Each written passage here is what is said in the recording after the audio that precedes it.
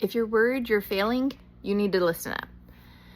If you're anything like me, you're in this period of time right now where school's starting to wrap up, so you're getting all of like field day and end of year concerts and all of the content coming home, posters that have been up in the hallway and so many worksheets, even though I swear they do everything on the computer.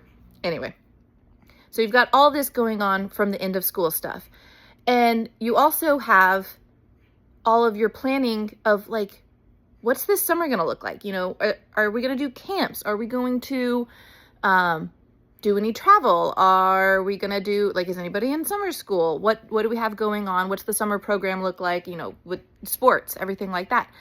And then for me, I think the biggest mental crush I have going on right now is like, I'm trying to figure out how I can prepare. Like, what are the things that I need to do now while the kids are still in school to be prepared for when they're not in school? What are the projects at home that I've been putting off? What do I think I need to get organized before they get home? Or I need to, I need to go through clothes. There's all these home mental lists going on of things I'm trying to take care of before the kids are home from school. And it all feels like too much.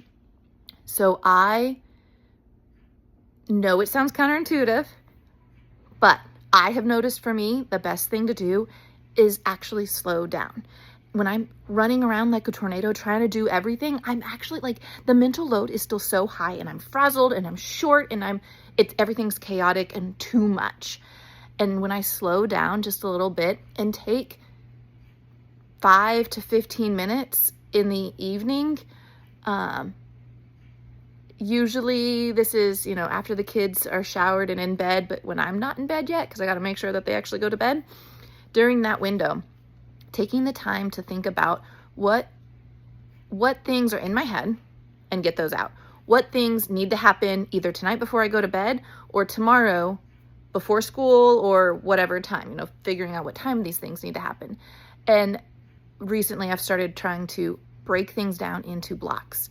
So, if I'm trying to go through all of the kids' clothes before they're home for the summer so that I can figure out what things I can get out of my house, that's too much. That's too big.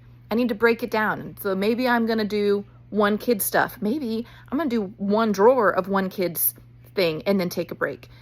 Breaking it down into these tiny little bite-sized pieces makes it so much easier to start, because looking at it and saying like, oh, I'm going to declutter the garage, it's too big on top of everything else. So it feels monumentous and completely overwhelming, unachievable. So if you're like me and you get to that point where you feel like you're just failing at everything, just take a breath and know that you are doing your absolute best. And the best thing you can do is probably slow down just a little bit, figure out what is the best way to move forward. What's the one thing? What's the quick win? What's something you can do to reassure yourself that you know what you're doing? Because I promise you, no matter what it feels like, you do know what you're doing and you've got this. Don't forget to follow for more content like this.